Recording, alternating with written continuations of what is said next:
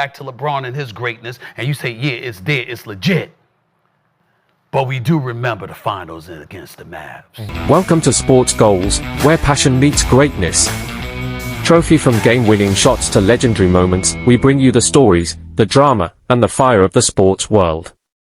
Let's dive in. Stephen A. Smith just dropped a bomb on Gilbert Arenas' podcast.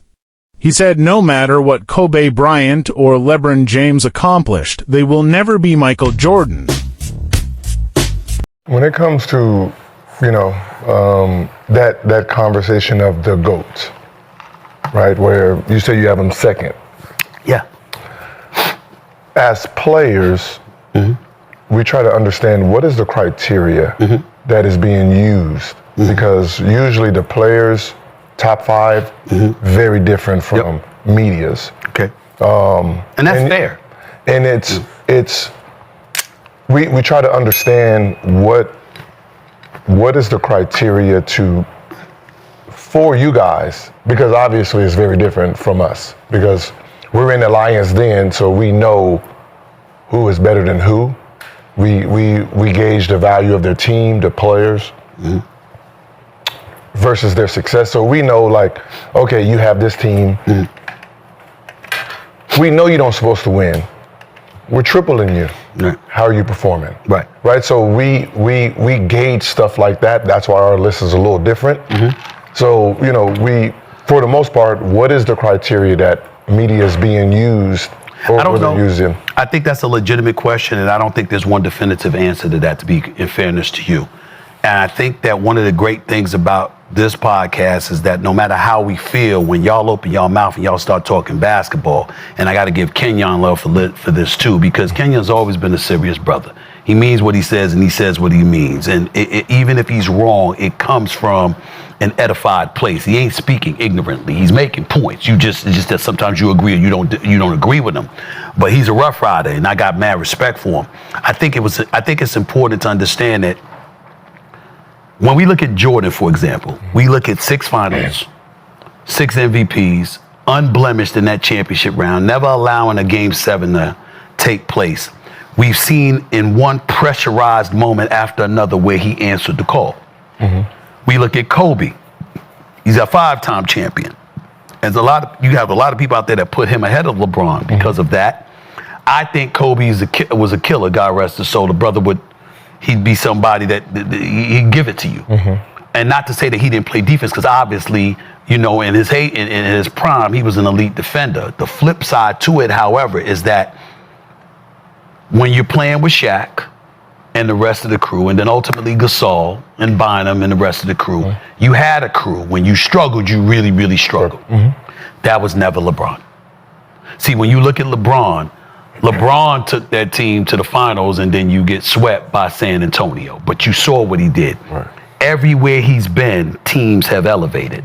So you can't take that away from him, because he's 6'9", he's 260, because he could play inside and out, because he can be, lethal in the open court, because he could step things up. So, what do you think? Is Stephen A. right, or are Kobe and LeBron closer to Jordan than he admits?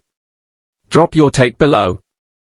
Defensively, because of so many things that he brought to his arsenal, and how he would create mismatches, which I think is one of the things that he's done better than most.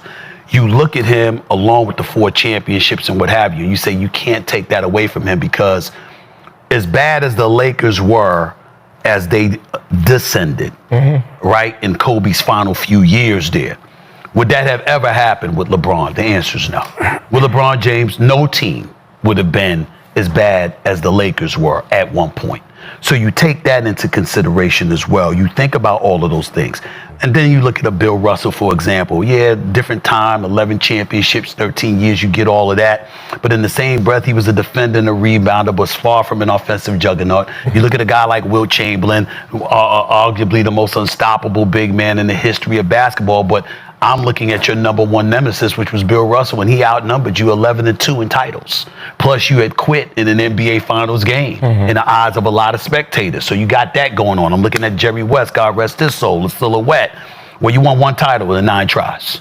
You see what I'm saying? I'm looking at that. I'm looking at Tim Duncan, the 5 titles. Yeah, but it was Popovich. Yeah, you Manu Ginobili and Tony Parker and the crew. But you know what? You got the Lakers a couple of times. They got you a few times. Not quite the same. The Diesel, Shaq, dominant. But a big man that played bully ball but struggled at the free throw line with 52% shooting from the free throw line, et cetera, et cetera. You got those things. There's so many different things that go at. Tracy McGrady was big time. T-Mac was no joke. But you got the title when it didn't matter. When you were in your prime, certainly Grant Hill getting hurt didn't help in Orlando. It's not your fault. We know that you had those requisite skills. But what will forever be held against them was not only the absence of titles, but you were up 3-1 on Detroit. And basically said the series was over. And Chauncey and them brothers came back on you. I'm just saying. I'm not talking about, I'm not saying it was his fault. I'm saying his words before the series was over. You know what I'm saying? I mean, one of the things we marvel about when we talk about Kobe was that social media hit with Iman Shumpert was playing for the Knicks, and he talked about how he was going up against the Lakers and Kobe came up to him and said, "You had a really good game." Pat him on the back. "You had a really good game." Fourth quarter starts, and Kobe said, "You had a great game." Oh my God. Said, "Yo, you had a great game, young fella." But I'm looking like, bro, There's still another quarter. I swear I looked at the clock like, oh God. But I'm looking like, it's 12 minutes. What you talking about? What was that? You know what I'm saying? Like, you ain't said nothing the whole game. I've been talking. I done stole the ball. I'm hyped as hell. It's Kobe Bryant. He ain't said not one word to me. Great game, young fella. And it was the end of the third quarter. And then Kobe in the fourth went berserk. So, you know, you marvel at shit like that because you sitting there and you're like this, all right, you talking some shit, you know, and then you see somebody like yourself, you know, it's agent 0, and then you dropping 60 on somebody. That shit matters. And so you think about those moments and then you go back to LeBron and his greatness and you say, yeah, it's there, it's legit. But we do remember the finals against the Mavs. We do remember that you struggled in the fourth quarter of 4 consecutive games. We do remember that J.J. Barea and Jason Terry were guarding your ass and you didn't do something about it. 2 excellent defenders. Well, no. So I'm just saying that you look at something like that, that don't stop you from being number 2, but it'll stop you from being number 1 because you know what Jordan would have done because Jordan did it. So those kind of things, again, it's all debatable in people's eyes, but not to me when it comes to Jordan. And then they say, well, why not Kobe, you know, with Jordan? I said, because Kobe idolized and practically it was the greatest imitation of Michael Jordan we may have ever seen in terms of style, right? Still came up 1 title short. Still got beat up in the NBA Finals twice. You remember that. And so it's like, you're up there, you're great, but who you aspired to be, you never caught nor eclipsed. And that's how you look at it. So you come to the conclusion. Hold up! Before we go any further, if you're enjoying this breakdown, hit that subscribe button right now and join the family. Go ahead, I'll wait. Pause 3 seconds. All right, you subscribed. Let's get back to the action. For a variety of reasons. But my thing is, I'm not disrespecting you. We're having a conversation about the greatest. You're in the conversation. There's no reason to feel disrespected. It's just a matter of whatever somebody's opinion is. Like, even when it comes to Kobe, I don't think anybody ever considers the start of it, right? When you're talking about top 10, top 5, top 20, shit, probably top 30. He's the only player that came off the bench 2 years. Yeah. So nobody realizes how great he had to become from where he started. That's fair. That should be factored in. Well, when you're talking about the top 20, they were given the keys as this is your team. Well, not Steph. Yeah, Steph was a starter. Steph averaged like 18 his Steph first year. started his rookie year. How many games? Yeah, he started majority of his first games. Well, I think towards the end, but I'm saying. But this is literally off the bench 2 years straight. How about Kobe? Yeah. First 2 years. Off the bench. Yeah. For like 2 years? Off the bench. Like, You know, period. Eddie Jones was there. Yeah. Steph started 77 of the 80 games. 77. Yeah. Kobe, like, he had 1 start, right? In 2 years? Right, so like to start off like that to then become who you became, Right. that should be, kind of factored in just a little bit. Yeah. When it comes to the T-Mac on that part, and I go back, 7 And I love T-Mac, one of my all-time favorites. 7 starts in his first two seasons. I look at it like this. You guys were up 3-1, but you lost, right?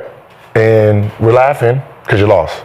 Technically, y'all were supposed to get swept. So we have to factor in that you won 3 games that you weren't supposed to win. Because it was a one versus 8 seed. I look at it like that. If we saying you're supposed to get 4-0 and you did get 3 wins, it's still 3 wins. Right. But you have to remember, and this is fairness to you because you're a basketball aficionado. So when you bring this up, basically you're saying these conversations should be left to the basketball aficionados, which I respect. Because you're right. Because most people don't remember they were supposed to get swept. Most people don't remember that. They don't remember you didn't have Grant Hill. You were carrying Orlando on your back single-handedly, and the Detroit Pistons were en route to winning the title, and here you are standing in their way. But what they do remember is that you said the series was over.